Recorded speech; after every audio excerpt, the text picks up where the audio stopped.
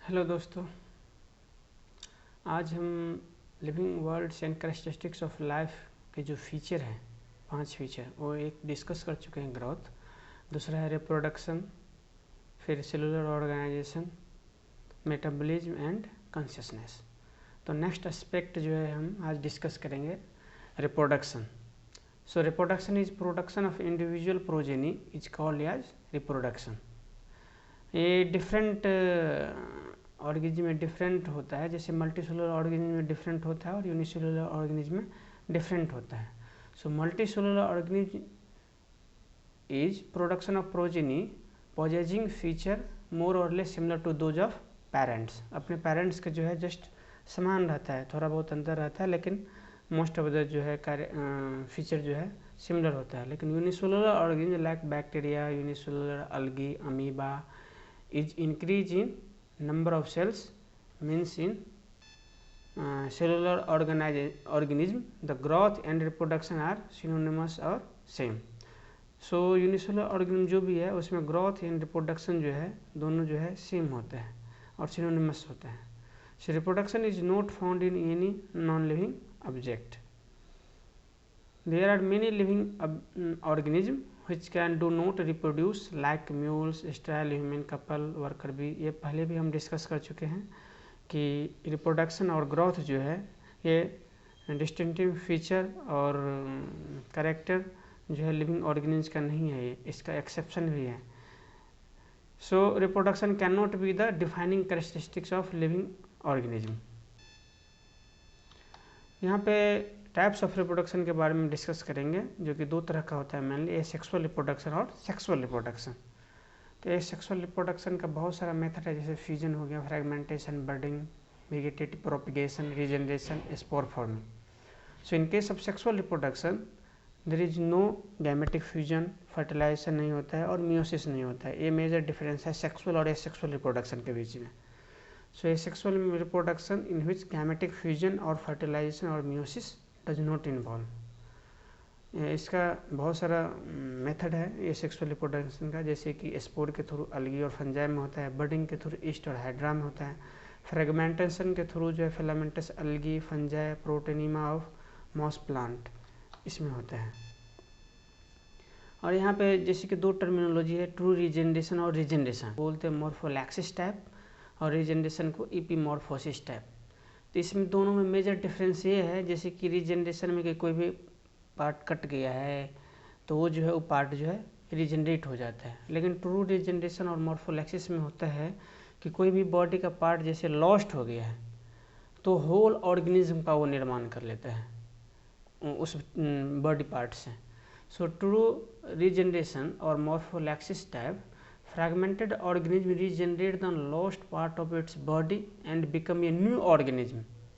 New organism बन जाता है, जैसे कि एग्जाम्पल है प्लानेरिया का। लेकिन रीजनरेशन में क्या होता है कि is a process in which only the lost part of body is repaired और रिगेन। जैसे स्टारफिश और लिजार्ड में पैर कट जाता है या फिन कट जाता है तो रीजनरेट हो जाता है।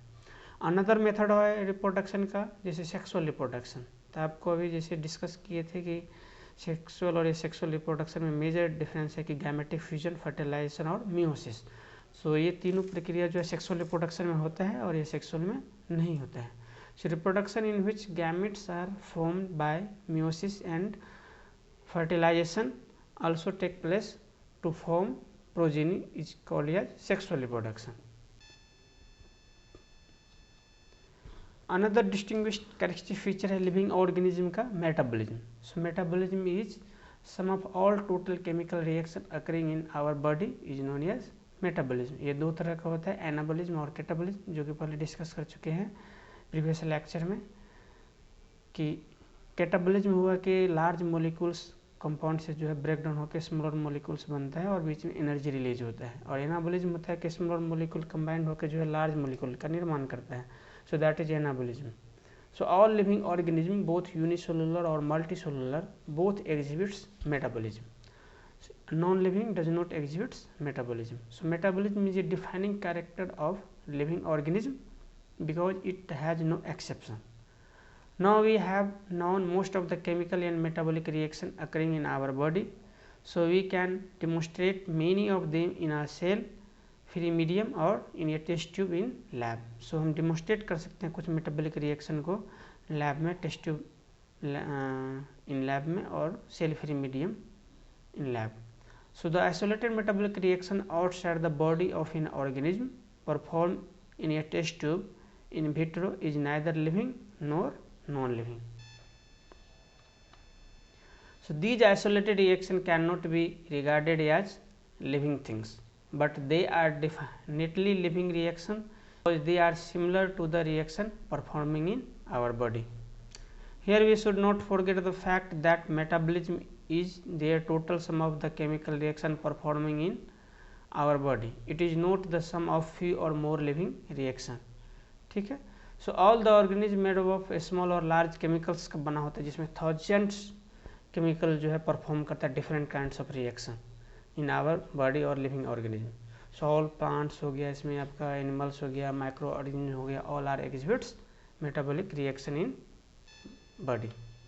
अनदर डिस्टिंग्विश्ड कैरेक्टरिस्टिक फीचर है लिविंग ऑर्गेनिज्म का cellular organisation.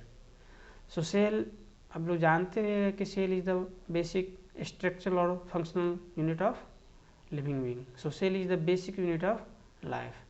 All living organisms are composed of cell. Some are composed of single cell, so it is called a unicellular organism, while other are composed of many cells, so that is known as multicellular organism. Unicellular organisms are capable of independent existence and perform essential function of life. So unicellular cell जो है वो behave करते हैं separate organism का, उसमें सभी तरह का रिएक्शन और मेटाबॉलिक फंक्शन होता है लाइफ को सस्टेन करने के लिए. So anything less than a complete structure of a cell does not ensure independent living. Hence cell is the fundamental structure and functional unit of all living organism. So cellular organisation is prove to be defining property of all living organism. यहाँ पे ये discuss करने जा रहे हैं कि organisation कैसे हुआ सेल का, कैसे ऑर्गेनिज्म का डेवलपमेंट हुआ.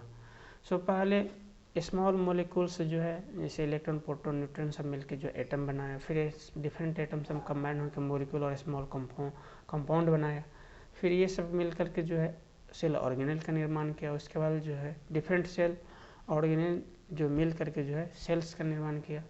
उसके बाद डिफरेंट सेल्स और मेनी सेल्स मिलके टिश्यू बना, फिर ऑर्गेन बना, फिर ऑर्गेन सिस्टम और ऑर्गेनिज्म, और डिफरेंट ऑर्गेनिज्म मिलके जो है बायोस्फीयर, बायोडाइवर्सिटी का निर्माण करता है.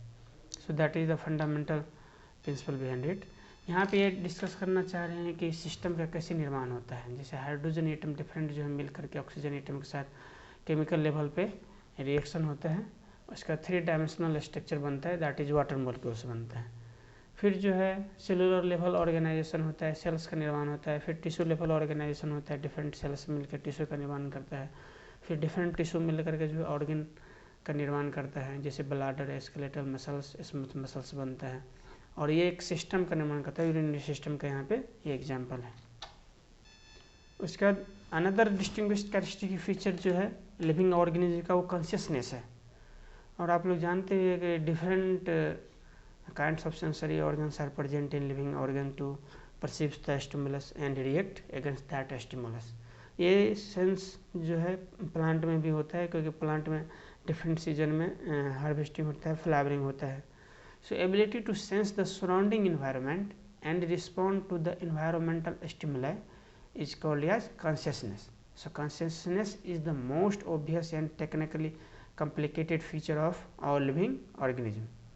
We sense these physical, chemical or biological stimuli through our sense organ. So plants also sense and respond to external factor, जैसे कि लाइट हो गया, वाटर हो गया, टेम्परेचर हो गया, अदर ऑर्गेनिज्म का अटैक हो गया या पोल्यूटेंट हो गया, उसके अगेंस्ट प्लांट का जो है डिफरेंट रिएक्शन होता है, डिफरेंट रिस्पॉन्स होता है. All organism from prokaryote to complex eukaryote show consciousness to environmental cues. जैसे कि प्लांट में जो है फ्लावरिंग डिफरेंट सीजन में होता है, और ये जो है मेनली लाइट रिस्पांस के कारण होता है, इसको हम बोलते हैं photoperiodism. So plant perform flowering in particular season.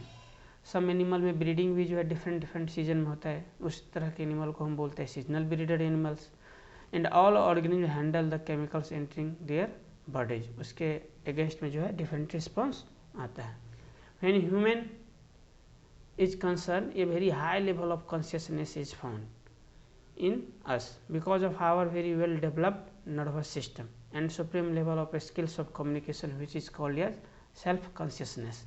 बहुत ज़्यादा डेवलप्ड होता है सेल्फ कॉन्शियसनेस ह्यूमन बीइंग में, क्योंकि high level of neuro system जो है डेवलप होता है।